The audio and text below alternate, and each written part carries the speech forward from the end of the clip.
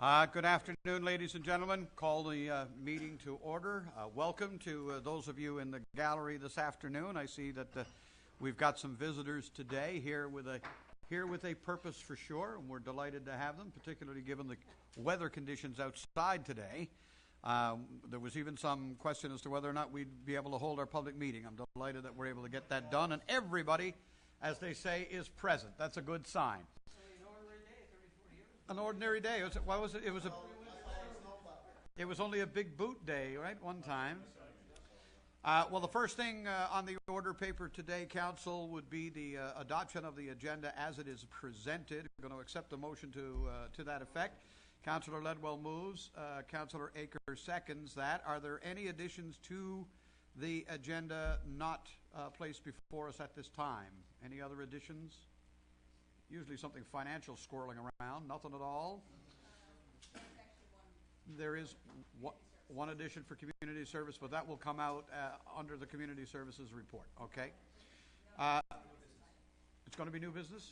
Oh, okay. It's going to come up under new business. All right. That being the case, we'll call the question. All in favor? Contrary minded? Motion carried. On the agenda then, the first item would be the minutes and action report from the public meeting of January the 8th, which I am told our deputy mayor ably handled in my absence. I am not surprised. Is that right? He's able to get it done quicker than I am? Very short. That's all I'm saying. I got a feeling, I have a feeling that it might be all of those classroom teacher skills that came to the fore. You were able to get them focused, were you?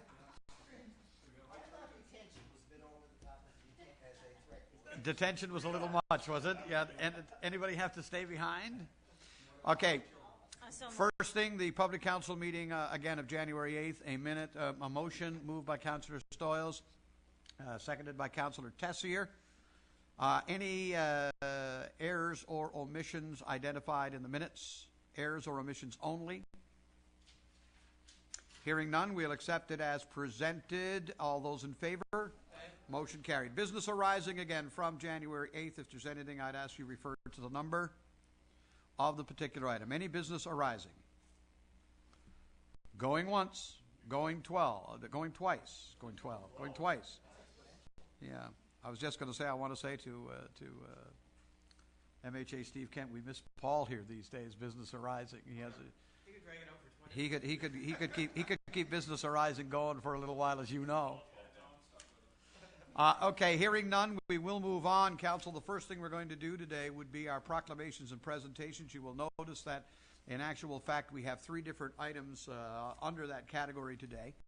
The first thing I'm going to do is a swearing-in ceremony.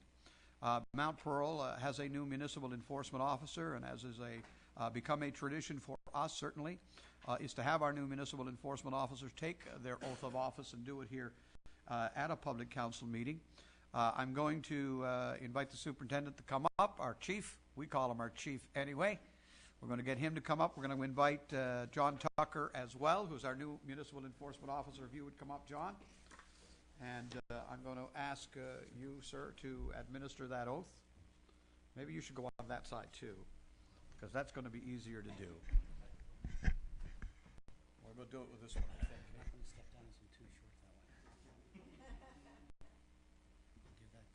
There, and you can go ahead and you read that, sir. Okay. Give him the Bible. Sir. I, John Tucker, do solemnly swear that I will well and truly serve our Sovereign the Queen in the position of Municipal Enforcement Officer, without favor or affection, without malice or ill will, that I will see and cause Her Majesty's peace to be kept and preserved, and I will prevent, to the best of my power, all offences against same, and that, while I continue to hold the said office, I will, to the best of my skills, knowledge, to discharge all the duties thereof faithfully according to law, and that I will not directly or indirectly, without due authority, disclose to any person any information or other matter that may come to me in the performance of my employment as a municipal enforcement officer for the city of Mount Pearl. So help me God. Thank you. I'm going to get you to hand me that because I think my role in this at the moment is to sign it. Having witnessed your commitment to the oath, it's going to get you to sign it as well. right there.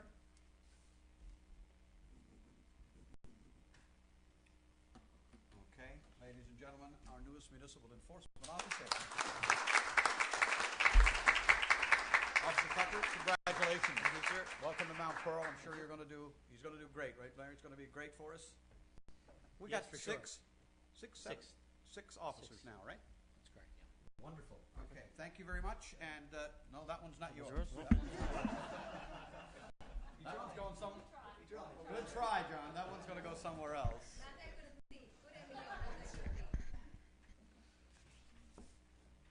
Actually, our municipal enforcement officers have been pretty outstanding in the last several years, and they are doing yeoman service on our behalf in enforcing our municipal bylaws, doing things to protect the public. And I think it's in areas of traffic that most people would identify with them these days. I'm not sure that a lot of people see them in a lot of other areas, but they do a tremendous amount of work in our trailways and our parks, recreation, their outreach to our youth.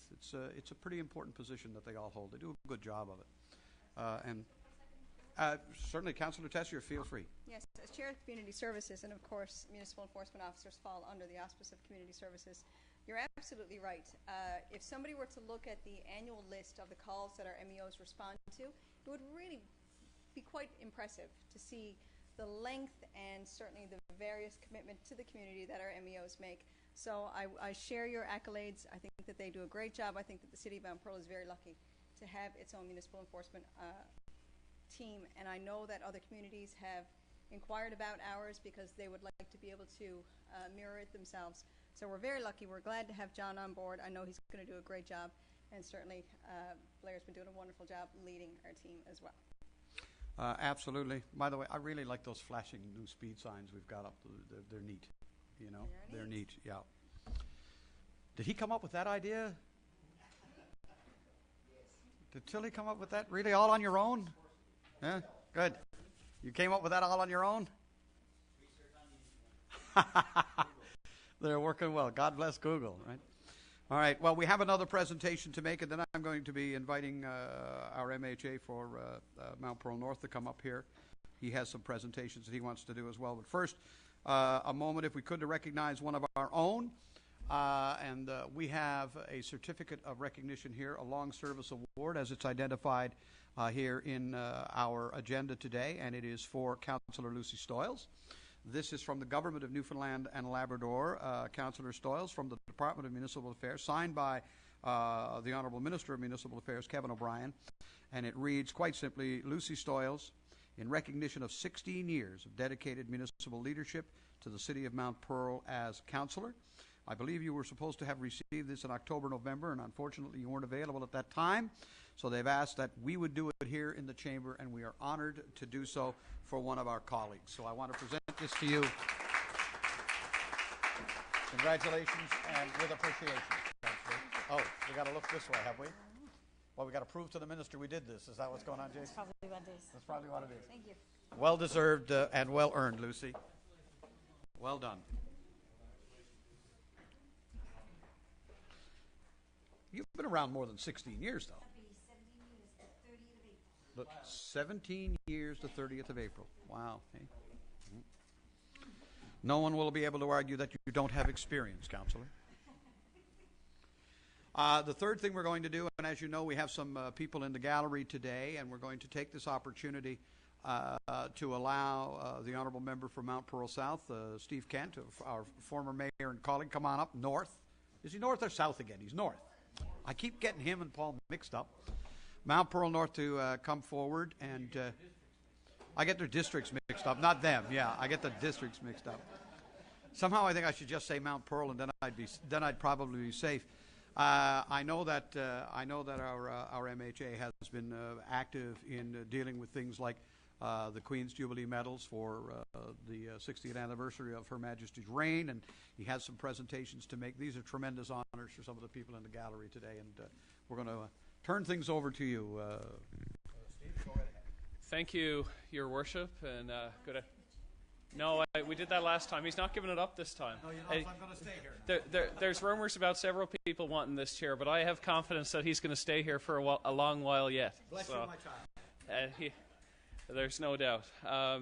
Anyway, folks, it's great to be with you for a few minutes today to make a couple more important presentations. I'm not going to tell you too much about the Queen's Diamond Jubilee because I know you're all well familiar with it. I know people in our community are well familiar with it because there's been countless residents of Mount Pearl that have been recognized during this Diamond Jubilee year. As MHAs, we each had a couple of opportunities to nominate worthy recipients, and I've been fortunate enough to already have presented more than most MHAs, and now today I get to present two more because there's a number of community organizations that I work with that have given me the opportunity to participate directly in recognizing some of the constituents in my district who also happen to be residents of our great city. Before I get to that, I also want to introduce my guest today, who's definitely not my wife. Leslie Penny is in the gallery, and he is my new constituency assistant. So he's corresponded with some of you. I don't believe he's met all of you yet, but I wanted to take the opportunity to introduce him because no doubt you'll get to know him quite well in the months and years ahead. And he tells me it feels like he's been around for years already. It has been a busy couple of months. No, it's not. It's not necessarily a good sign. Anyway, two people that are certainly no strangers to you are the two people that I want to recognize today, and I'm going to ask the Mayor to assist me in making the presentations to Andrea Power and Andrew Ledwell. Andrea, as you know, has worked with me for some time, and in addition to that, what you may not know is the extent of her community involvement over many years. And I had notes prepared on both of them, and I thought it feels really silly to stand up here and read notes about two people that I know so well, so I'm not going to do that. But let me tell you, Your Worship, in just a few seconds, a little bit about each of today's recipients. Andrea Power has been involved in community life for many, many years. She was active in various student organizations, volunteering in the community, environmental groups. She's been involved in the arts in recent years. Two of her most notable community involvements in terms of the longest tenure would be with Planned Parenthood here in our province, where she not only helped build and rebuild the organization, but also did a lengthy term as chair of that organization, served on the board for many years, and in more recent years has been quite active in the Scouting movement, and has actually played a very key role in rebuilding the Scouting organization here in Mount Pearl.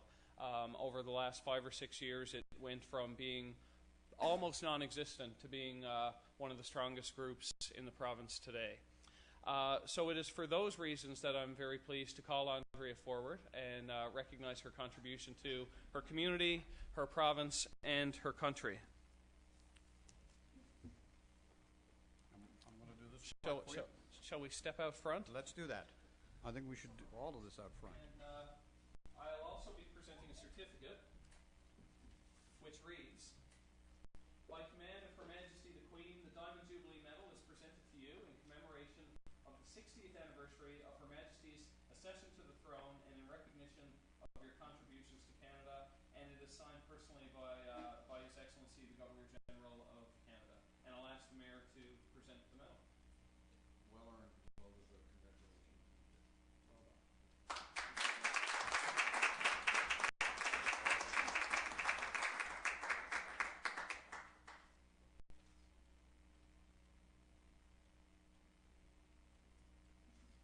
Leslie, your job's on the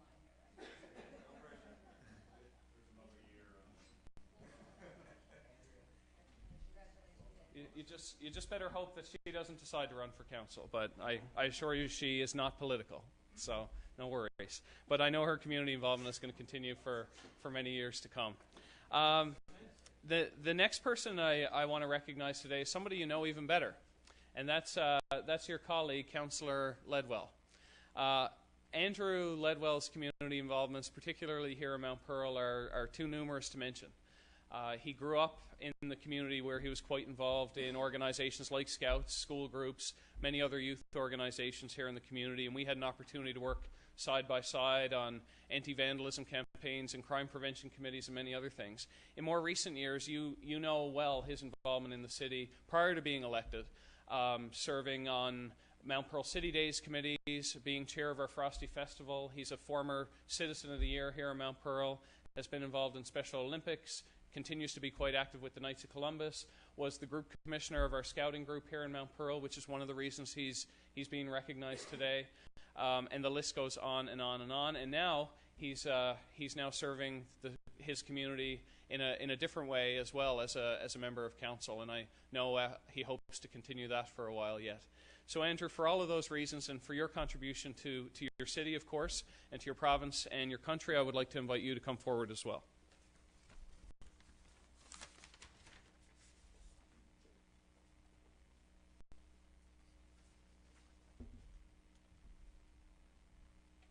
And once again, the certificate, again signed by His Excellency the Governor General, reads, by command of Her Majesty the Queen, the Diamond Jubilee Medal is presented to you in commemoration of the 60th anniversary of Her Majesty's accession to the throne and in recognition of your contributions to Canada.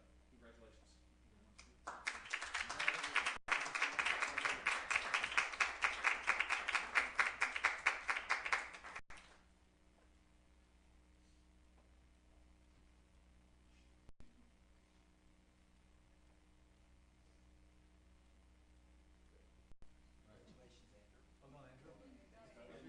Your Worship, I want to thank you for the opportunity to come and make the presentation. I want to thank the members of Andrew's and Andrea's families for being with us as well. And I wish you all well in the weeks and months ahead. I'll see you at the Frosty Festival. So we'll see each other again soon. Thank you, sir. Thanks a lot. Appreciate it. Thanks, Steve.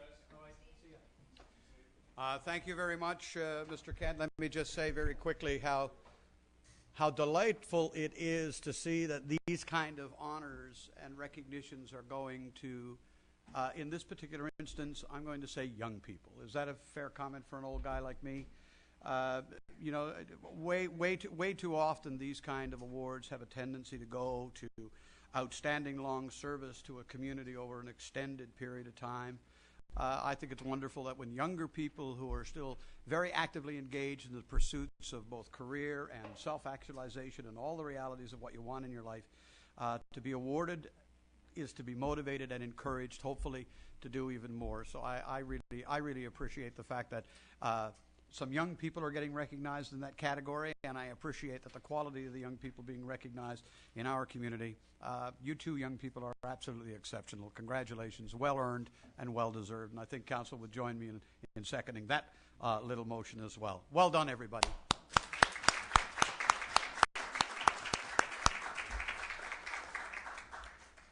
And I do believe that ends the presentation portion. I got to try and get my agenda back here.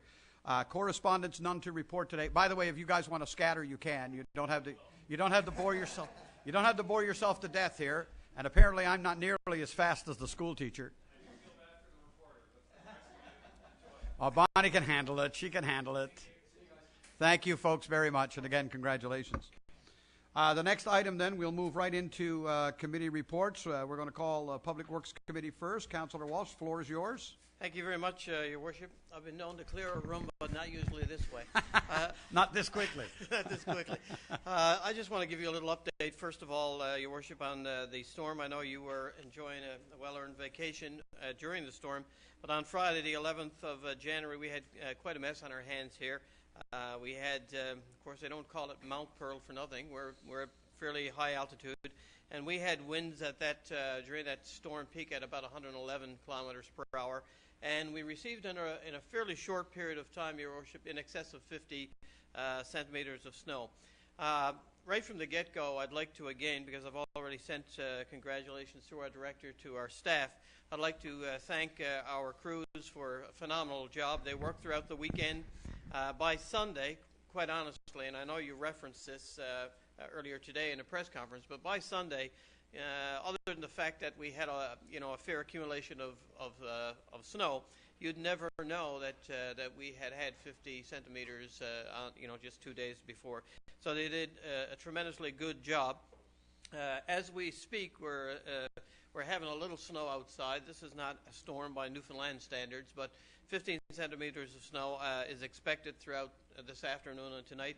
I'd like to make note of a couple of things, Your Worship, and they're very, very important during the winter season. Number one, the importance of having vehicles off the road anytime that there's snow falling in particular, but especially in the course of a snowstorm.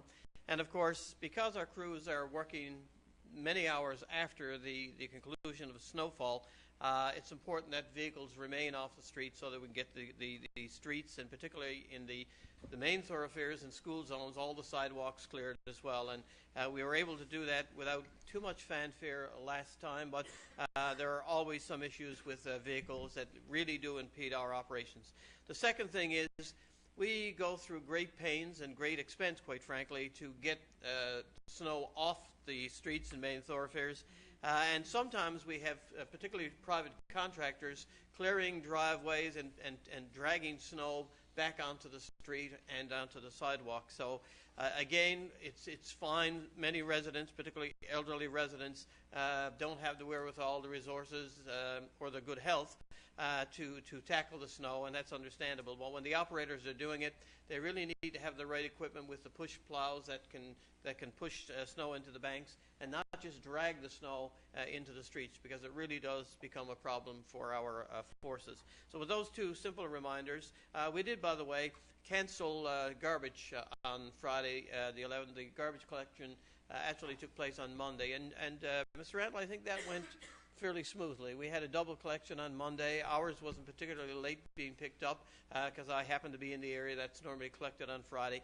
Knowing that we can do that, particularly in heavy snowfalls like we had with this new cart system, it eliminates problems. Even if we had not been using a cart system, with the amount of accumulation of snow and high winds we had last Friday, the 11th of January, we probably would have canceled anyway, because the recycling bags especially, they tend to blow hither and yon, and they really create a problem. But even the garbage bags on that day, not much would have sustained that kind of wind.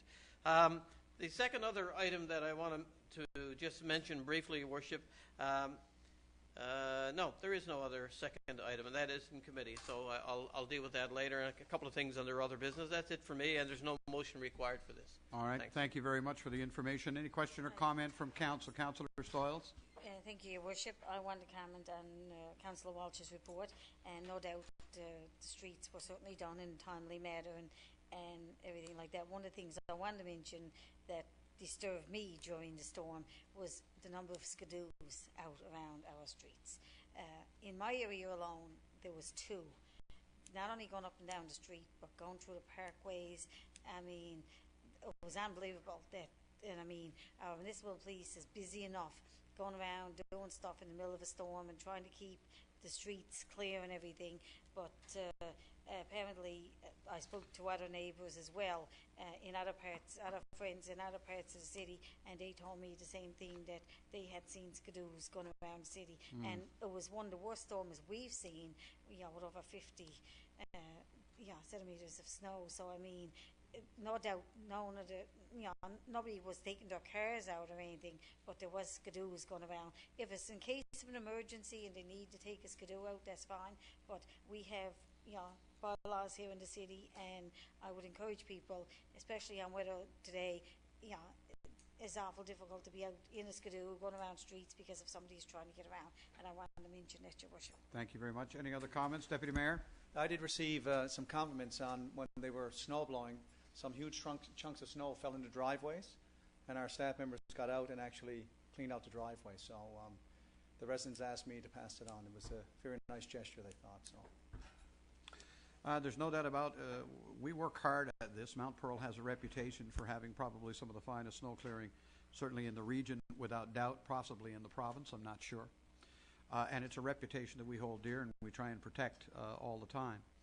Once again, we look at things like the realities of climate change, the realities of harsher weather, and this was the kind of storm we did not anticipate.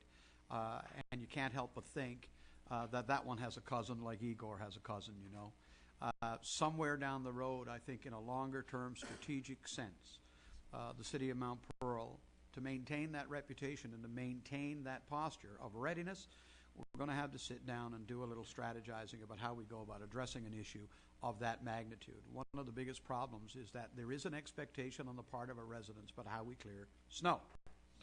And 9 times out of 10, if not 99 times out of 100, however you want to do it, we can meet that expectation because we understand our snowfall, we understand our street makeup, we understand how we're going about doing the business. But when you get 80 centimeters of snow or 60 centimeters of snow in a short period of time, you know, I received emails from people who were complaining that the plow had only been through once in 8 hours. But you're still in the middle of that storm after 8 hours, and you've just had twice as much snow as you've ever had in your 30 years of life here. And people, for whatever reason, don't necessarily understand that. They say, well, every other time there's snow, he comes by 3 times by now, and now they've only been there once. That kind of thing I think we need to address from a communications perspective, perhaps, though I got to say what complaints I heard were minor. But there's a strategic reality about what's happening to our weather, not just in summer and flooding and what happened with Igor, but the realities of a changing weather pattern as it associates with winter as well. And I think that storm is let it be a little warning to us all that we're going to get other storms as severe as that, God forbid, if not more severe. But anyway, that's just an observation on my part. Go ahead, Councillor Walsh. Very good observation, I think. We're not having any debate here. No, It's just an in fact, I observation. think we were generally very pleased, but I think you make a very valid point. I think one of the things that we have to deal with in Mount Pearl, regrettably sometimes, it's a great complaint to have, is that we have such high expectations that people expect us to almost catch it as it's coming down. And that can't be done. In actual fact, because of the kind of snow we had, as well as the sheer volume of snow, normally we could make cuts. We have 13 different snow routes in Mount Pearl. That's a lot of equipment out all at one time, and that's a lot of different routes if you look at the size of this city, because this is a very compact, small city, only about 28 square kilometers, I think, thereabouts. But one of the things that did happen and our equipment, by the way, held up very, very well and is continuing to hold up fairly well. I just saw a report just prior to this meeting, in fact, the status report on our equipment. But when we get volumes of snow like that, and we get the kind of snow, you know that snow was very, very wet, particularly as after 3 or 4 hours it was heavy. It was almost like concrete, really. It was terrible.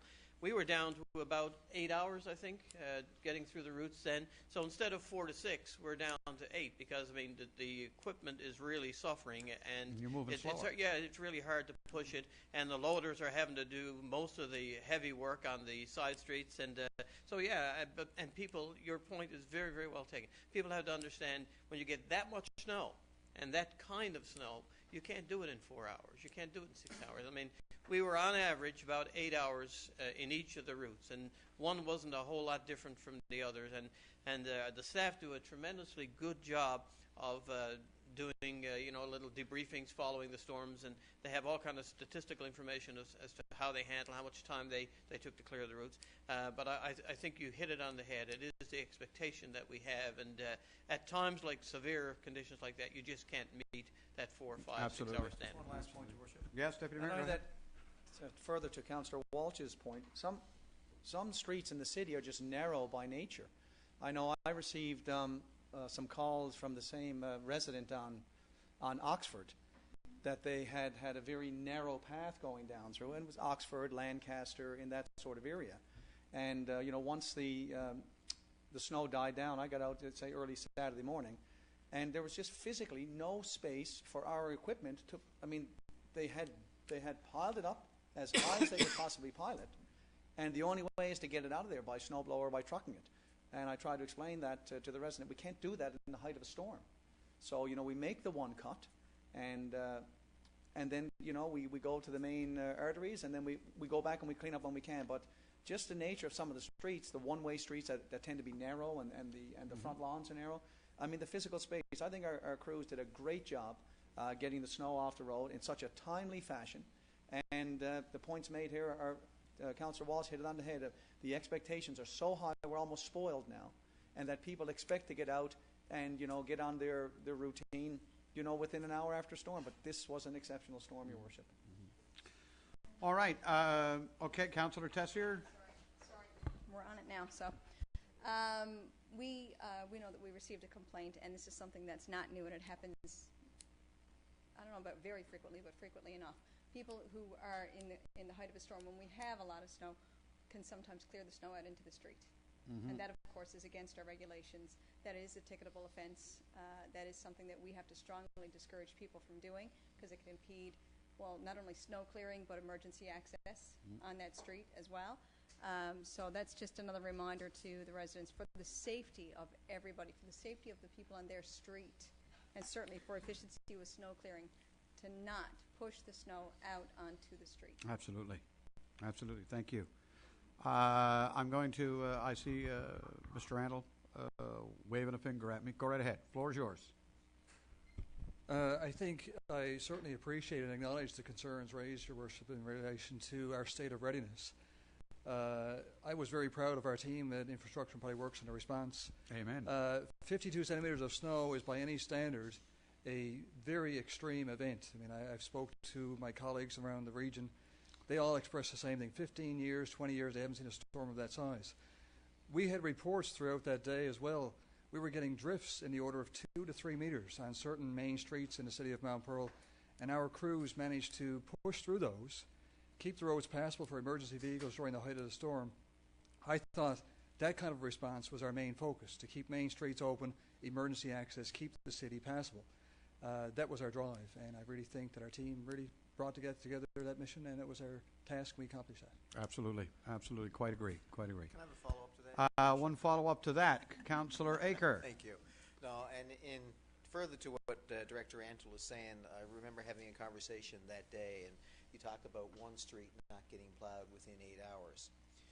Up by the glacier in that area there, I think that was really windswept. We actually had a loader go in there that at one point in time got stuck, and you had to send another loader in basically to tow Get it the out. loader out. Now, this is right next to the fire department, so it's pretty hard then to say, no, we're not sending the loader up next to the fire department to clear the road, so the fire trucks, if they have to get out. We should send them down to another residential street just to widen it, you know what I mean? So I think the action of our crews and the management team that basically orchestrates the effort, I think, was well-founded and a job well done. Absolutely. Absolutely. Councillor Ledwell. Thank you, Your Worship.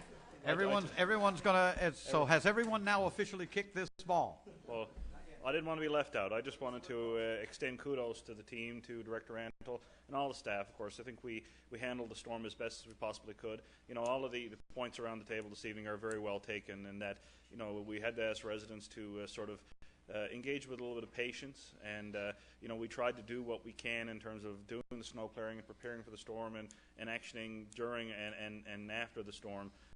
You know, we can't work magic. You know, we can't catch it, as Councillor Walsh says. So I think our crews did a fine job, and certainly we'd ask that you pass along the kudos to them. Thank you, sir, very much.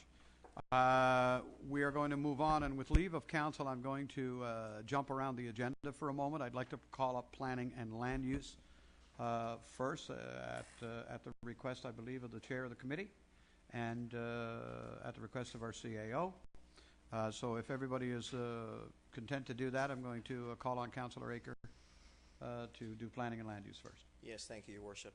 We have 3 or 4 items here today. The first item has to do with a billboard that's proposed for Old Placentia Road. This is in the area by the proposed Campia site near the recycling center that's up there. It's discretionary, or requires the approval of council. It's basically 4 faces of billboard. Meets all of our standard and guidelines. 2 going one way, 2 going the other. It meets all of our general conditions, Your Worship. Typically, we require that the billboard be no closer than 60 meters to a residential area, and no greater than, or has to be greater than 100 meters away from another billboard, and it meets that standard.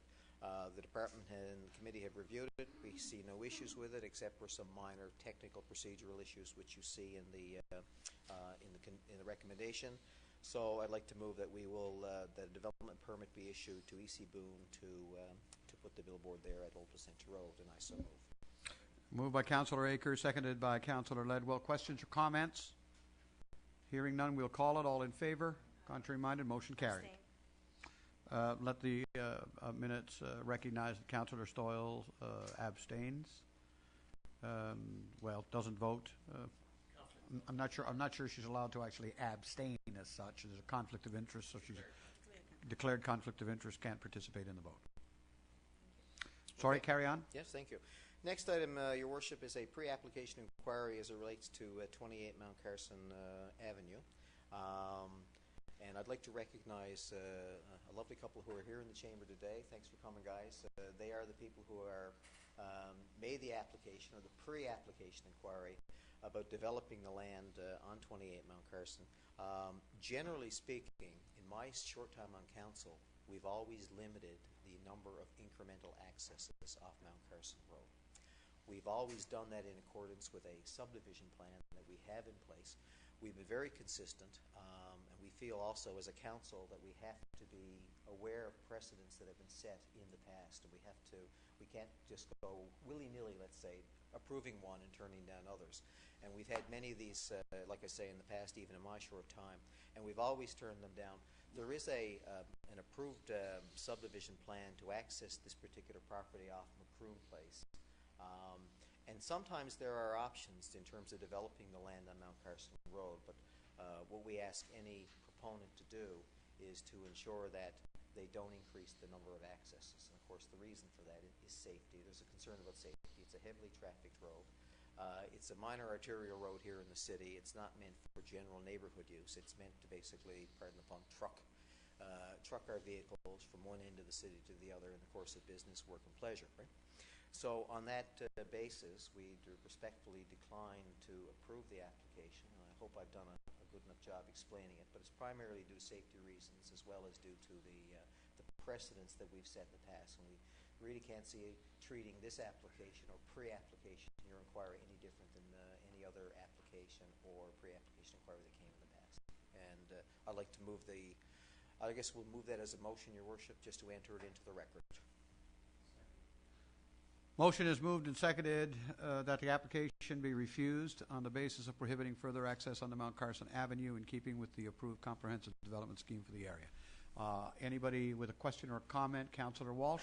Yeah, I think you've done an excellent job, Councillor Aker, of dealing with this. This is a very, while what you're saying is absolutely true, we've been very consistent in allowing access points. We did just recently allow one that was there. The problem with that, or what made that different, is that the gentleman who was there, the owner of the land, was actually there long before that new CDA was actually approved, and that was a considerably important extenuating circumstance. And even there, we initially turned it down, and then it came back for further discussion. The bottom line is there is a plan for this. Macroom Place has to be developed. If we continue to encroach on the proposed development of that property, Macroom Place suddenly doesn't make any sense at all at some point in time, because that could actually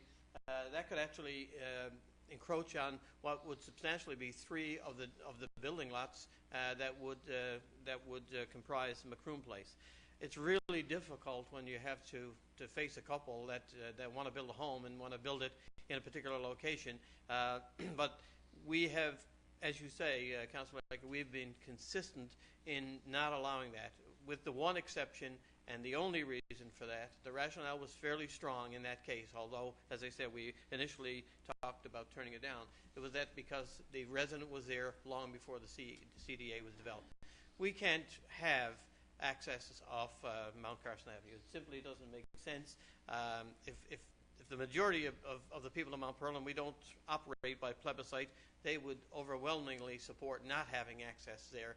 And we have a plan. Macroom Place has to be developed. Maybe we could expedite the development of Macroom Place, to see this happen. We've been trying to do that in recent years, but with limited success. So I want these people to know that this is not just Councillor Aker and his committee. This is with the support of council, and I think the overwhelming support of the CDA, because that's the way the land was designed for development. Thanks very much. Thank you. Any other question or comment? While hearing none, we'll call it. All those in favor? Contrary-minded? Motion is carried. Thank you, Your Worship. The next item is a confirmation of an order regarding 30A Forest Avenue. There's a little bit of history with this property. It's a small piece of land down off Forest Road. And we, as a city, have turned down an application recently to develop the land to place a dwelling on that particular property. The owner of the property basically now has come forth and put a shed there in place, and again, there's no permit in place. Since we turned down the application for the dwelling, the applicant has initiated an appeal process, which is scheduled to be heard. I heard it was postponed, but there is a process to be followed. The city is not always 100% correct in all the decisions it makes, but on the other hand, we feel, if you look at the dimensions of that lot, that the lot is too small to develop as a house. So this is a case, in my view, of right church, wrong pew. And we don't. The resident has asked, or the proponent has asked, could he leave the shed there until the appeal is heard? But how can we accept an application for a shed there, or how do we allow the shed to stay on that property when we expect every other resident in Mount Pearl, regardless of the issue with regard to developing a dwelling on that property? We, I think, have to support our staff, basically, which says let's follow our well-thought-out, well-founded, precedent-setting regulations, right? We have to support, I believe, the staff here in basically asking the resident to remove the shed and respectfully ask that person to wait out the hearing. I guess an alternative he was asking us to think about would be basically, let's leave the shed there. But would we do that in any other residence in the city? If we're aware that a shed is built without a permit, No, wouldn't we tolerate would- that. we- It breaks we all would the not. rules and We would not. regulations. Now, at the end of the day, there could be a happy ending for the appellant. There could be, the city's the decision based on that the city's made could end up standing. But at the end of the day, the shed can't stay there until the city approves it. So It is an accessory building. it is an accessory building, right? Do you know what I mean? So we can't predict where the future is going, but clearly we have an accessory building that's been placed there with no permission, and I'd like to move that we confirm this order. Thank you. Order is moved and seconded by Councillor Ledwell. Any question or comment, Deputy Mayor? Where the shed is placed right now, is there a house on that piece of land, or is this a vacant piece of land that the resident owns, and he applied to build a house on that land? Am I correct in saying that? Yes, So there's no house on the land right now. correct. So he wants to put the shed, which is on rollers or on wood now, that's still on it, can be easily moved. So he has it on the land right now, and he's done that without permit. But his prayer was, if I got to appeal this, I got to pay another $113, if this order goes through and stuff like that. And he said basically it's a waste of $113. If he still owns that land, and he's turned down, for example, to build a house there, is the dimension of the shed suitable? Can he just leave the shed on that land? If he applied for a permit, is it possible for him to be permitted just to put the shed on that piece of land down there? So he can't have a piece of land with just a shed? No, I understand the shed would be classified as an accessory building, which implies there is a primary building. Okay. So he has to have an approval for a house in the first place, or a dwelling in the first place, and then the shed can come. You couldn't have a vacant piece of land and just put a shed on it. You have to be able to develop the property. That's my understanding of it. You know what I mean? And he doesn't have to appeal it. He doesn't have to spend the $110 on the appeal. The prayer of the department's submission here is that we ask the homeowner or the owner of the land to remove the shed. The appeal can still go through, the original appeal. When that issue is resolved, it's going to have one of two courses of action. It's either going to say, yes, the city erred, perhaps go ahead and build a dwelling, and if we get a permit then for the dwelling, it gets resubmitted, Right. then we might be able to consider an accessory building at that time. Everything will go through as permitted. The city's decision to decline the original application may be upheld by the appellant, by the appeal board, and as a result there, we'd be in a position again standing up and asking him to remove the particular shed, right? So, it's not an easy situation, but I think the best thing is to let the whole process, and I think this is some of the frustration with by the owner of the land, is the appeal has taken an enormous amount of time, right? But that's beyond the city's control, and I think there's efforts being made behind the scenes to work with the folks at Municipal Affairs to get the appeal heard as soon as possible. Bigger issue than that. It's a fun Councillor Walsh, bigger issue than that? Yeah, well, there is. To from my understanding, based on the information we were given, the shed is actually on our land. It's only a very small portion. No, that's a No. different building, John. That's a different building. That's a Okay, different building. that's a different building. Different Okay. one, yep, different issue. That's what I was on. Yeah, no, The this- shed is on his land. He got the Totally. land from, Yes. he got This the is a land. separate building, right? It's a That's separate my building. question. The land that he applied for Crown land at one particular time, the railway bed. This is the land we're talking about, isn't it? Yes. The land, yeah, he applied to build a house. He was turned down because he didn't have enough land. Then he went to Crown Lands when the railway bed was vacant and applied for a piece of Crown land. And he apparently was approved for that piece of Crown land. But, he was turned down because, he didn't have enough land. Plus, is he in the floodplain as well?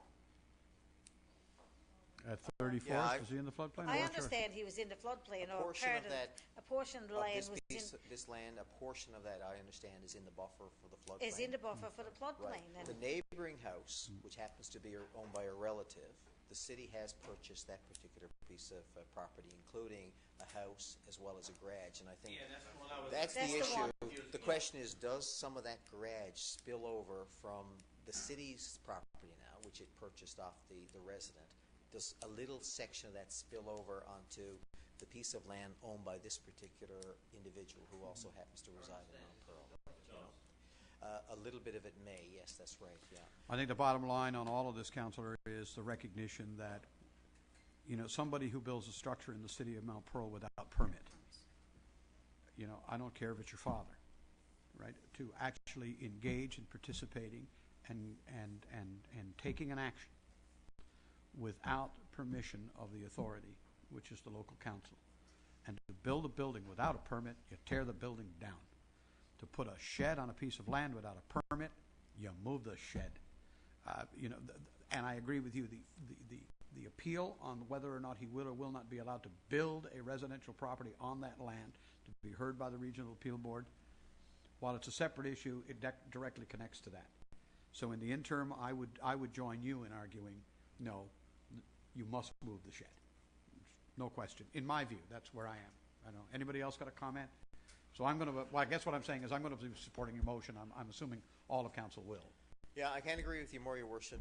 I know all these issues are interconnected, and the owner of the land has tried to intertwine them all. But if you dissect it, it's the same fundamental issue you just mentioned. That's it. You build a shed, you place a shed, you should have a permit to do it. We have the authority to do that. If you don't like, I guess, our authority to do it or our decision, There are you mechanisms. always can appeal, and that's always available to the owner. But I would suggest I wouldn't get into. My advice to the owner would not be to get into a second appeal. Let the first one play out. Yes, and then And see how it whether it's goes. a happy ending for the owner of the property or otherwise, and then we'll deal with the shed. That's it. But it wasn't a new shed in the first place, was it? I mean, the shed is a shed that was on blocks. It was a shed that was He can moved move it in, easily. right? He can, and has admitted he can move it. So But just think about this. Just one more second, Your Worship. Just think about that, right? That's not a shed that was constructed That's on not that a shed site. that was constructed. That shed was not on that property or the adjoining property all these years. It was specifically put there and placed there just After the fact. after the decision was made, as the appeal was being processed, right? You know what I mean? So all we're asking everybody to do is stand down, right? Cease and desist, so to speak. Remove the shed. Let's put everything back to where it was, and let the appeal board make the final decision. And I think that's more than equitable. Yeah. on that note, I'm going to call the question. All those in favor of the motion as presented? Contrary minded? Motion is carried. Your Worship, the next item is the development permit list. We have the first permit of 2013. I can't believe I'm saying that. Permits number 1 and 2 there, as you can see, and I so move. Moved, seconded. All in favor? Contrary minded? Motion carried. Yeah. That's classic car site. Yeah, the 7-wheel car know, site. yeah. Yep. So daycare going there. Now, the next thing is the building permits for residential, January 5th to 18th. Look some pitiful, don't it? Who? What? The building Hey, construction you got to and start somewhere, looks some pitiful. right? Jeez. Now, if we counted snow clearing for the month of January, That would not be pitiful. absolutely. We're anticipating a big year, though. Yes, we are. Your Worship, we almost did $100 million last year in the city of Mount Pearl. Amazing. And I'd really be sticking my neck out if I said that we're going to do the same thing this year. Why not? Stick your neck out. But, you know, if the economy stays as robust as it has been, and with all the, I guess, the proponents who've come in to visit us, you know, there's probably a better than 50-50 chance that could happen. There's opportunity, no question. Yeah, I'm sure when you do your year in review with the Chamber of Commerce, you'll have more to say on that. We'll brag about it. Residential permits for the February month, yeah. Residential permits for the period. Let me get this, guys. Now we're on January 5th to the 18th. There's 2 there, and the total is $220,000. And I so move. Move, seconded, all in favor? Contrary minded, motion carried. And commercial, $52,500 for the same period, and I so move. Moved, seconded, all in favor? Motion carried. Thank you for the leave of council. That's it, Your Worship. Thank you very much. We'll go back now then to the agenda properly. We are at Community Services Committee. Councillor Tessier, floor is yours. Thank you, Your Worship. We want to extend congratulations to the Admiralty House Museum. Sonra, in conjunction with the Royal Canadian Air Cadets, they hosted a formal contact with the Canadian commander of the International Space Station, Colonel Chris Hadfield, and that happened on January the 12th at 11:10 a.m., and it happened right there at Admiralty House, which was a pretty big deal, actually, to have contact with the International Space Station. What a thrill for the kids, especially, that were involved with that. So we wanted to congratulate them on that endeavor. That's just wonderful. That's pretty good. That's pretty cool, isn't it? Did Hatfield sing for him? Because apparently he's becoming a rock star now. Playing his guitar from space. Director Collins was there, actually, with his son, I think. Yes. Did you see the thing he did with the puck? Yes, for the Maple Leafs. No, I didn't. Oh yeah, he Dropped the puck. he dropped the puck, but he had it hovering for a while there, right? I saw. Right. And then he had to push it, and it went down, and they edited and did the whole thing right down to the hand of the guy that dropped it. Really neat. Yeah. Very cool. Yeah, very cute piece cool. of work. Anyway. And next time he's going to do it with an NHL team. Said the Montreal Canadian fans. And the Ottawa fans. Anywho. Okay, moving along. Some of us aren't that happy. Some of us aren't that disappointed that Montreal lost. So. Oh no, I think I'm just fine, actually. I got over that one pretty There you quickly. go. I don't cry a lot of tears when the Canadians go I got down over for that some one pretty reason. quickly. All right. The next item, the Mount Pearl Sport Alliance, in partnership with the City of Mount Pearl, is hosting the annual Mount Pearl Sports Hall of Fame and Athlete of the Year ceremonies at the Reed Center on Friday, this coming Friday at 6:30. It says Heroes of Today and Stars of Today and tomorrow will be honored in the gala. And we have a recent press release with the people who are actually being honored. So if I may, I'd like to at least acknowledge them right now.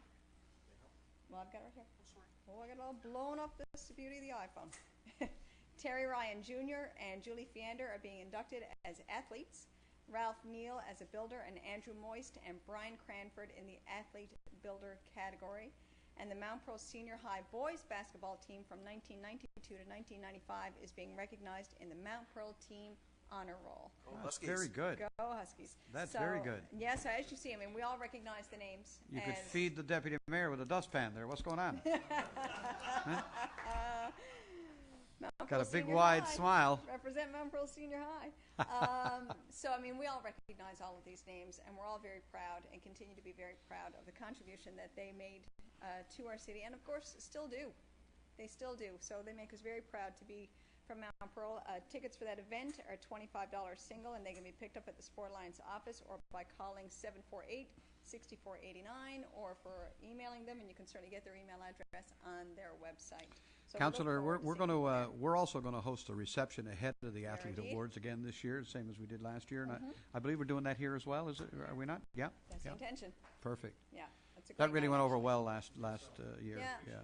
It's a wonderful night, and it's a great way. It's a great way for us to be able to acknowledge them as well before we get up to the ceremony, where it's very busy and certainly everybody's much more distracted. So we really enjoy that. And they've all seen steel going up, so they know they're getting a new home. They know they're getting a new home. Getting a new home. It's very exciting. Okay, so for the information of the public, the Frosty Festival event booklets are being delivered to Mount Pearl households in the Go bag. Now, that's that red bag of flyers that we all get. Now, some people open that bag and go through it page by page meticulously. and some people are like me and may not even know what's inside of it unless you're looking for something specific.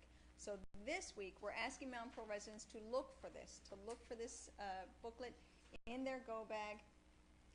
And of course, it's going to be, there's all kinds of events. As we see, it's listed, the festival runs from February 8th to the 16th. Right from opening day till the end of it, there's something in it. There's many things in it, actually, for all ages. Children, certainly seniors, everybody. There's something there for everybody. Fabulous events. The Sounds of Ireland opening night extravaganza. Cannot wait. What a star-studded lineup we have for that. And, of course, it's 10 days of non-stop, well, not quite 10 days, of non-stop activities. And, of course, tickets for many of the events will go very quickly. And they're on sale Saturday and Sunday from 11 until 3 at the Glacier box office, and Monday to Friday, 6 p.m. until 8 p.m. If anybody wants to purchase tickets, we encourage them to do that very quickly because, of course, a lot of the events sell out very quickly as well. And residents are requested to view the Frosty Festival website for information on events and updates. And they said today at the media launch that if there's a snowstorm or anything that could cause anything in the schedule to change, the website will be updated immediately. So they strongly encourage people to visit the website during Frosty Festival because it is winter and lots of things can happen and creep up unexpectedly, as of course Councillor Ledwell knows all too well from his days as chair. So we want to encourage everybody to take this booklet, go through it, recognize the schedule, recognize the efforts of the volunteer committee that put this together, recognize, of course, the sponsors as well who allow it all to happen. And we're looking forward to it. It's going to be a great, great festival again. The next item, Your Worship, we received the request from the Arena Board of Management for the first installment of their operating grant for 2013 in the amount of $40,000, and we are recommending that we release that first installment of $40,000, and I so move. Moved by Councillor Tessier, seconded by Deputy Mayor Locke.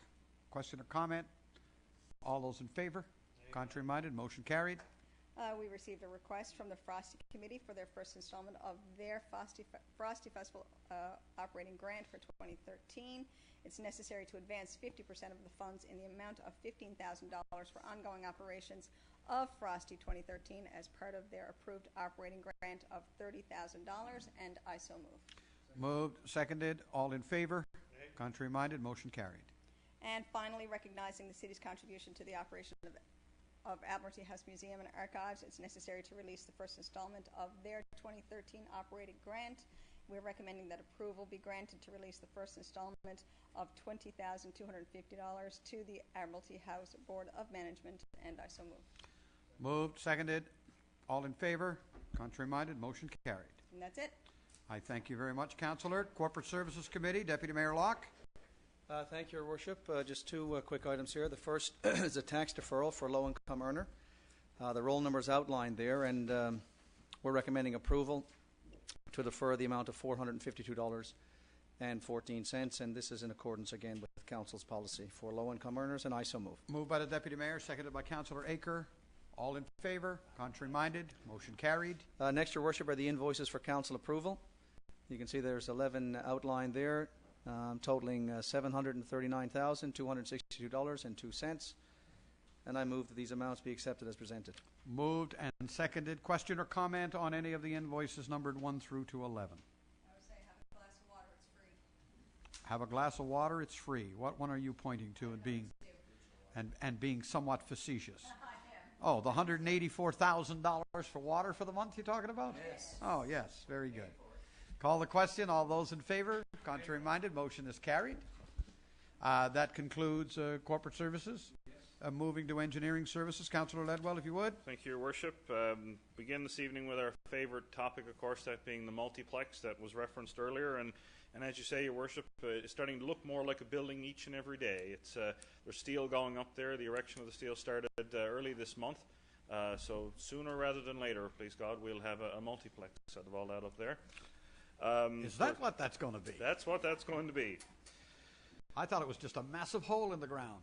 At this point, it could be called that, but it will eventually look a lot nicer than that, believe it or not. Indeed.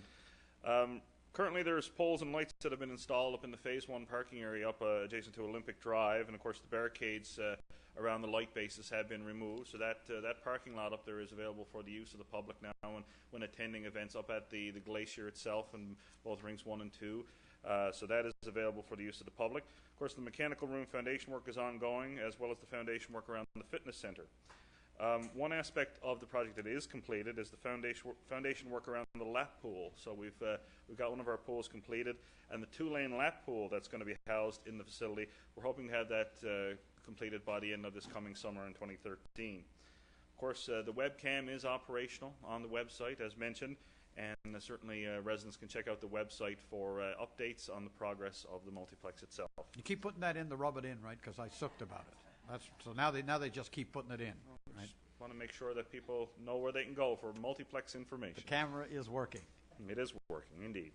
Second item on our agenda this evening is to do with the softball building. And just a quick update for council. Of course, it's the softball building that's adjacent to our new field down at the Team Guju Recreation Complex. The project is progressing well. The deck and patio work is ongoing. We've got the electrical rough-in work complete, and there's been a meter installed in the surface room, so we do have the power down there now.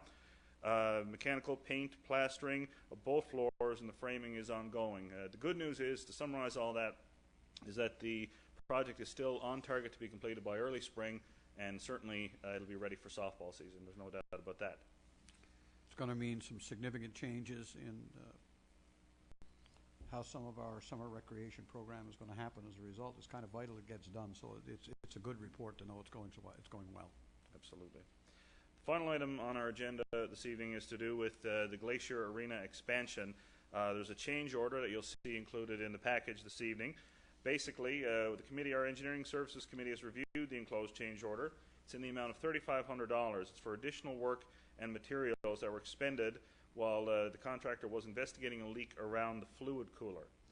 Now, initially, the leak was thought to be due to the refrigeration unit, so it had been applied under the CP4 phase of the project, but it's later been determined that it's actually in the CP2 phase of the project, which is an interior fit-up issue. I believe there was a problem with one of the ducts, and that was found to be the cause of the leak, so the $3,500 is attributed to this particular piece of work. The recommendation from the committee is that we recommend approval of change order number 2 in the amount of $3,500, which is not including HST, for Glacier Arena Expansion CP4, and I so move.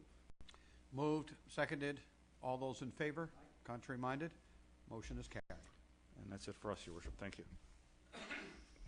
That, I believe, concludes all committee reports. Council, we are off to new business, and I see that the Deputy Mayor started on my right the last time. We'll start on the left this time. Councillor Aker, new business.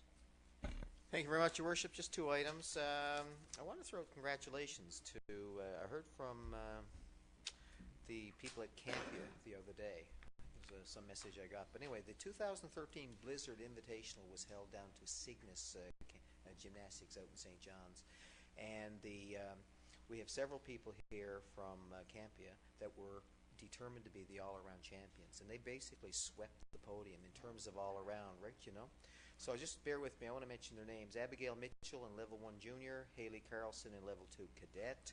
I have no idea exactly what that means, I think, in terms of midget, Adam, and Pee-wee. But anyway, Chloe Downey in Level 2 Argo, Holly Dyer, Level 2 Tyro. Level 2 Novice was Kristen Kiley, Sarah Kennedy in Level 3 Tyro, Haley Crosby in Level 3 Novice, Jillian Hutchings in Level 4 Tyro. And the people at Campia asked me to pass along, you know, they want us to know how successful they have been, because of course they are based here in Mount Pearl. Mm-hmm. They are looking for a new facility, and they just wanted me to reiterate to council, you know, their success. We do good work is their line. They want to stay in the city a lot longer, and as you know, Your Worship, there's some issues with their lease and where they're going long term. Of course, the city is standing by them in more ways than one, you know, with financial support and otherwise, but they wanted me to share that with you. And the last thing I want to do is just throw a kudos to the folks at the Glacier. During the snowstorm 2 weekends ago, the ice surface was lost because we lost power for 18 hours.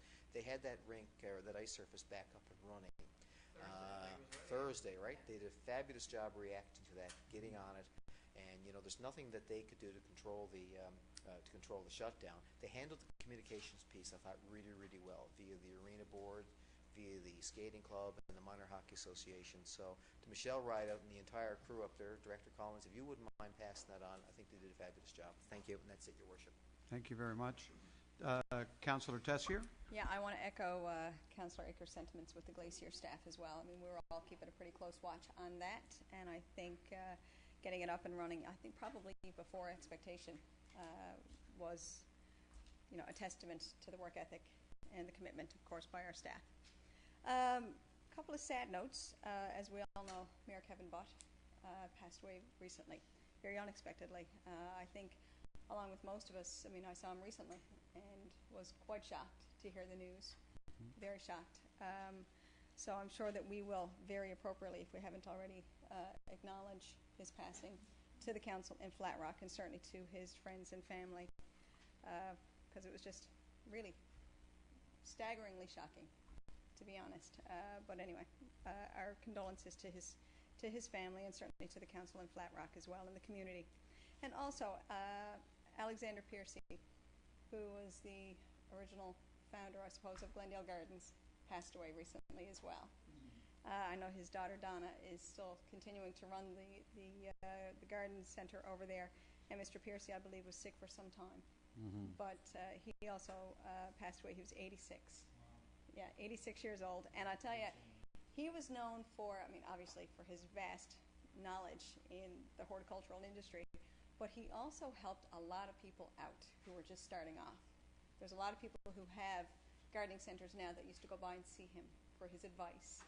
And someone would actually purchase his things to take up and try to cultivate in their own properties as well, and eventually start businesses of their own. I know Pat Podester of Pat's Plants spoke very highly of him, always did, because he was a great resource for her when she was starting off as well. So, it's a great loss for our community. He certainly has made a great, tremendous mark, actually, in Mount Pearl, and our sympathies go out to his family and his loved ones as well. Okay, good news. One of our own competed in the hypothermic half marathon recently. Yes, foolish person that he is. I'd be right impressed if I knew what the hell a hypothermic whatever Well, it is. it sounds Because it sounds like some kind of medical equipment. Sounds as bad as it was. I got a feeling. They don't have it in Florida. Anything that's got the word hypothermic attached to it is bad enough. Throw half marathon next to it. Yeah. Really. Yeah. Woo. So- Anyway, Councillor Aker actually participated and completed the hypothermic half marathon. Don't know his time, but I did see a picture of him afterwards, and I think there was icicles hanging out of his nostrils. I'm not going to show her. It was hypothermic 5 minutes when it was done. When you're no longer generating the heat from running, the cold set in. Yeah. Right to my core, I had to go get a shower. It was quite as heat. Yeah. The roads were fantastic. So The fact that you would engage in such self-misery, such cruel and unusual punishment to lay upon your own body is a reason for our citizens to look at you with a somewhat of a jaundiced eye kind of thing. This guy could be, not stable. How many of you did this? Oh, listen, I bring it forward as information for council and the public before it happens. Beware, Councillor And I Aker's joke, crazy. And I joke and say, these are the crazy people to do this. And certainly, then I saw a picture of Councillor Aker on Facebook, finished at the finish line, so he was still alive, he was still upright. Good for you. Anyway, I want to congratulate him because We're proud of you. I think. yeah. We're worried about you. And Judo to tell you 10 this year. I'm driving it, I told you. I got a car, I'm going to drive it. I tease, of course, when I say, when I say hypothermic and half marathon, where's the draw on that? I actually think it's absolutely wonderful that Councillor Aker did this and completed it. Thank you, Paul. You're welcome. And also, the Mount Pearl Marlins have some upcoming events that they're really happy about. They're going to be hosting their annual swim meet this weekend.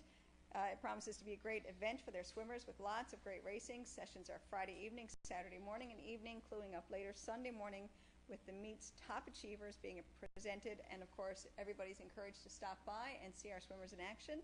And on March the 8th, the Mount Pearl Marlins are participating once again in the Swim for Hope.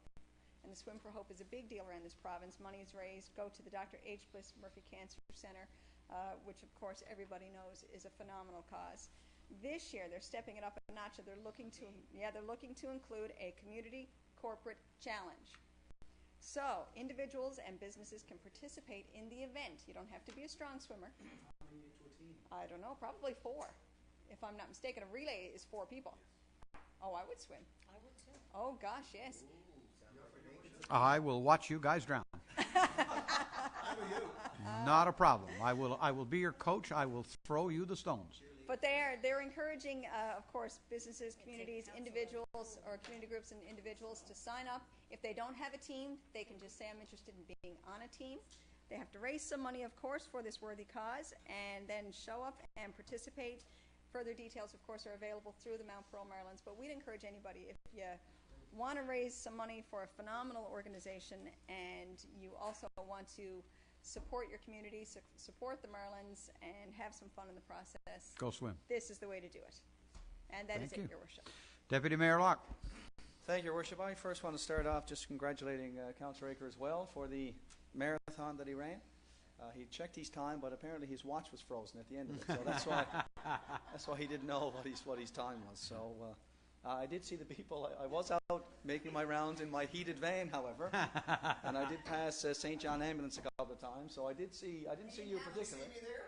I didn't see you particularly, but I did see the runners. So again, kudos to you.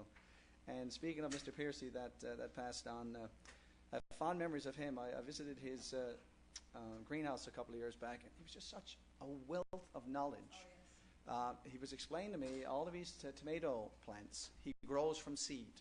He doesn't import anything, and he's been doing it for years. He showed me the little log book that he had, and he explained to me how to dry your own seeds if you want to do your, just a fascinating man, and again a huge loss. You know, what a great gentleman.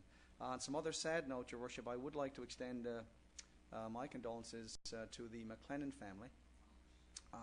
Mr. Sean McLennan, on the day of the blizzard, unfortunately, succumbed to a heart attack at the age of 51 after a stint with shoveling. So I had the pleasure of teaching his 2 children, and knew his wife, Deanne.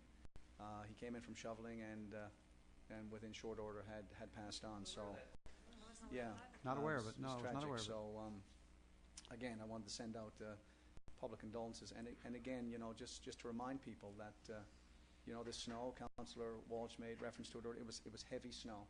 I think we had the transition to mild temperatures earlier than was anticipated.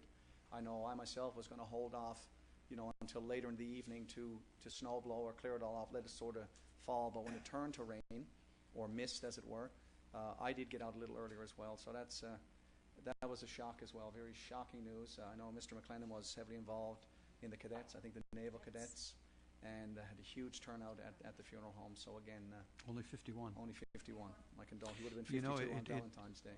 Yeah, you know, Deputy Mayor, it goes to show that maybe Or it's something 51. we should do through our community service, health and wellness, that sort of thing. We should send out a notice Yeah, about I shoveling think that'd be snow wise. and about how it gets dealt with. You know, that's the second death I've heard of in the last 2 years. We had a person die last year. Now this gentleman dies this year as a result of actually taking a heart attack by I guess it's being way too strenuous. You know, And not realizing, you know. not realizing what you're actually doing, and maybe we should. Yeah, it's after the fact. It's the after the fact. Right? He was a great, Tragic. proponent and volunteer with the Bunker Cure as well. Oh, was he? Oh, yes. He touched many lives, Your Worship. So It's again, unfortunate. sad It's just news. very, very unfortunate. Sad news indeed. Anyway, carry on. On a more positive note, I had the pleasure of attending the Appreciation Night for Mount Pearl Minor Hockey Association this past Saturday, and was pleased to bring greetings on behalf of the city. I just think it's a wonderful event. They had 170 participants there, and I think it's nice that the association, the executive, takes the opportunity to acknowledge all the work that's being done. And they won Association of the Year last year. Mount Pearl Minor Hockey did so under the the guidance of the current executive, doing a great job. So again, I just wanted to mention that as well. And also, Your Worship, last night I attended a session on cyberbullying that was held at the Admiralty House, and I found it informative. There was probably 20 people there, I'm figuring, maybe 20, 25 people there. And they spoke of cyberbullying, Danny Moran, the MP for, I think, Chicoutimi, Quebec, was down talking about the motion that he had put forth to try to curb this cyberbullying. But I just wanted to take the time to raise it here because it is a very prevalent issue. We know of it. I know of it as an educator, and having some sons of my own. What happens in cyberspace, and I just wanted to draw the attention to that. I thought the idea was good that was raised there, and there were numerous people there, and they raised some issues. It started out with cyberbullying, but then it went to bullying in general. But the notion that cyberspace or the internet, many young people see it as a safe haven where they can send off these tweets or they can send these emails without any consequence. And I think the spirit of this motion was for the federal government to bring some program in place whereby, if a student or a young child or an adult for that matter, that was a point at last night's session, that it's not just young people that are being bullied, it's not just a school issue. Some of it is happening in some workplaces and after the workplace.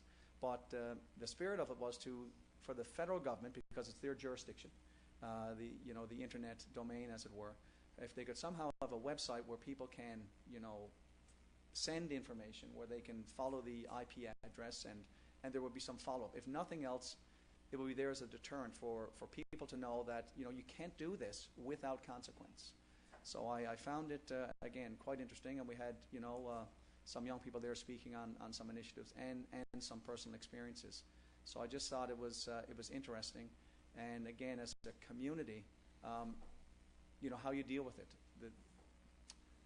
The point that I took from that was that this issue, while it's happening here, it's not just in Mount Pearl or Newfoundland, Labrador.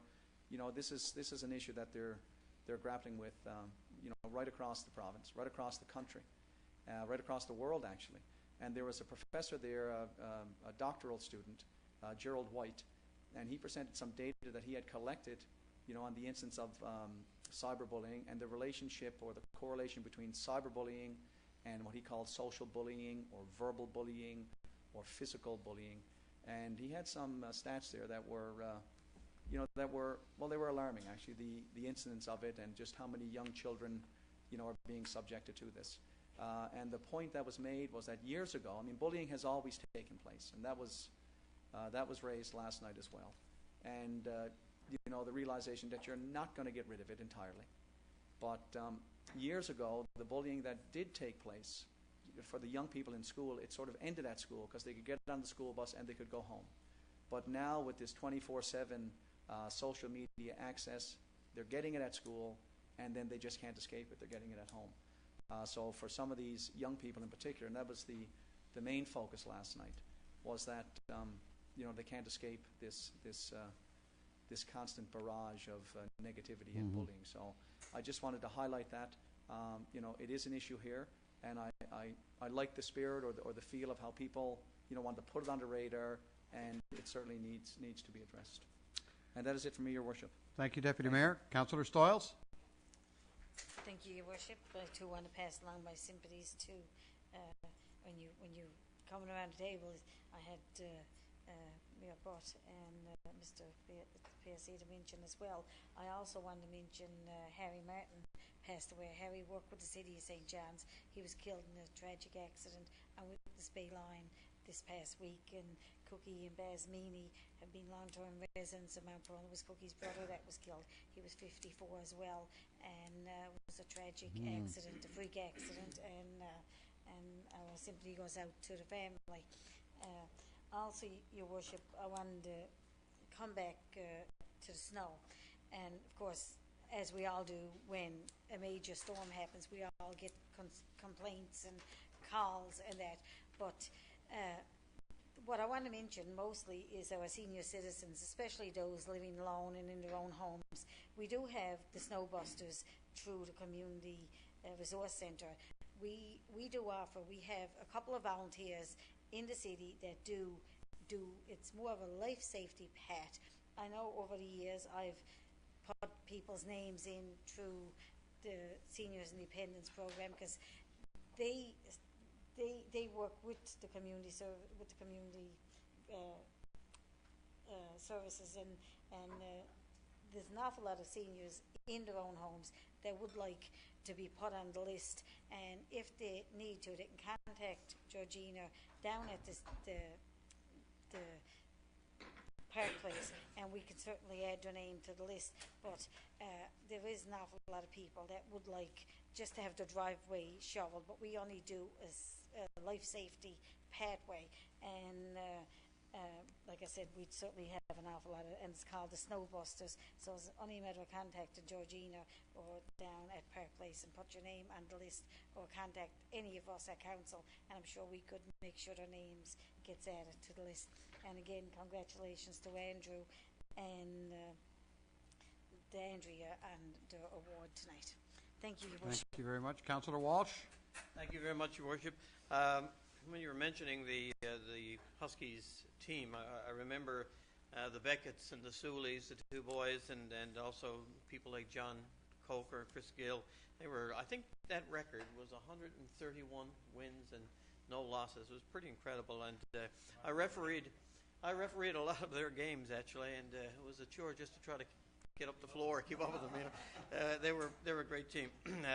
On that, and just to sort of even the high school score a little bit, seriously though, this is something that we're very, very proud of, and I know I have a long affinity with O'Donnell High School, but last week the Federal Minister of State was in town, Gary Goodyear, along with Education Minister Clyde Jackman, and they were here really to highlight some of the opportunities that young people are offered in the school system. And they went through some of the facilities at O'Donnell High School. They had a look at the laboratories, the science labs in particular, because the federal minister is also responsible for the development of science across the country as well. Had a look at the tech shop and the computer facilities. And, you know, the schools that we have here, and we've said it many, many times, they're amazing. I was so proud of the young people, how they conducted themselves, the TV coverage that they had, the coverage in the Telegram, how they articulated what they saw, educational opportunities for themselves for the future. It was really amazing. They spoke so well. They were a real credit to themselves, I'm sure, to their families, but also to their school and their community. And again, we so often, and while we banter and joke, you know, about our allegiances to the high school, the truth is we're very, very proud of both high schools in Mount Pearl. And we're very lucky to have, you know, two great facilities and two great schools that do so well, not only academically, but in their, you know, their cross-curricular programs, and the teachers deserve a lot of credit for that because they provide the mentoring, the coaching, and everything else that goes with it. So I wanted to highlight that. The second thing, Your Worship, I just want to mention, you saw some news coverage recently as well that the West Fire Station has started construction. That's a $5.5 million project. What some people don't realize, particularly residents of Mount Pearl, is that we actually ante up our fair share for the cost of that building. That building costs us a fair amount of money as well, as they do for any repairs or maintenance that takes place with the Mount Pearl. We're a part of the Regional Fire Service Committee, and we obviously absorb our share of the expenses related to that as well. I just wanted to mention as well, I know a couple of others mentioned it, particularly the Frosty Committee. Trish Warford and her group today did a great job. She's going to be a great chair. I know she is. She's a remarkable lady, a lot of energy. It won't be dull if Trish is involved with it. And I know that the program that's outlined here is going to be fabulous. I wish them well, particularly in the final few days of planning stages for the Frosty Festival. Thanks very much, Your Worship. Thank you. Councillor Ledwell? Thank you, Your Worship. I too want to touch on the Frosty Festival. I know that Councillor Tessier certainly eloquently described a lot of what's going on in terms of the festival over the course of the next little while. But I just want to sort of highlight an event that's happening maybe even just before the festival starts, and that would be on February 7th up at the Glacier. They're having a big bingo, which is designed certainly to sort of raise some funds for the festival, but they're also partnering with a number of community groups, be they sports groups. I think some of the Girl Guides are selling some of the tickets. So it's an event that's designed to sort of raise funds and support for a number of our community organizations, primarily certainly the festival itself. but for other groups as well. So it'd be That's fantastic. happening the day before the festival starts, right? That's on the 7th. The doors open at 6:30 at the Glacier. Certainly there's lots of room for bingo players. You can spread out your cards. What can you win? What can you win? I suppose there'd be Is cash it money? prizes. It's money prizes? Yes, cash bingo, fun. 50-50 draw in Nevada, the whole works. Very similar actually to the Bingo Bonanza that the Sport Alliance runs in the spring of the year. Sell tickets and Or in the Sell fall tickets, I of want to go play. Cards are What? $10. $10 a card or $10 a sheet? $10 a book of cards, whatever. I'm not quite certain on how it works, but it is $10 to get you your book of cards. There's 50-50 draws, Nevadas, the whole works.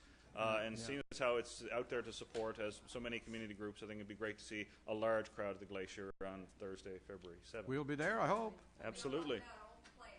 Why not? I'm in the LA. Well, you can have as many or as few as you want. All right, okay, go up, sell tickets. Math challenged. Math challenged, yes. And I guess it would. I'd be remiss if I didn't thank MHA Kent and the First Non-Pro Scouting Group, certainly the entire Scouts Canada organization, for putting my name forward for this tremendous honour this evening, the Queen's Diamond Jubilee Medal. It's not something that you don't get involved with volunteerism at any level to get an honour like that. But certainly it's nice. Certainly makes you feel pretty good to be recognised. I do want to thank Councillor Stoyles and all the rest of Council for their kind words. And I also want to congratulate Andrea as well. Of course, her and I have become great friends, and mostly through Steve, but certainly she made my role as group commissioner of the scouting group very easy, and numerous other projects that are too numerous to name, actually. Her and I work well together, and I certainly want to publicly congratulate her on her honor this evening as well. Thank you very much. Thank you, sir, very much. I think that concludes everything on our agenda. I will entertain a motion to adjourn. Moved by Councillor Walsh. We stand adjourned.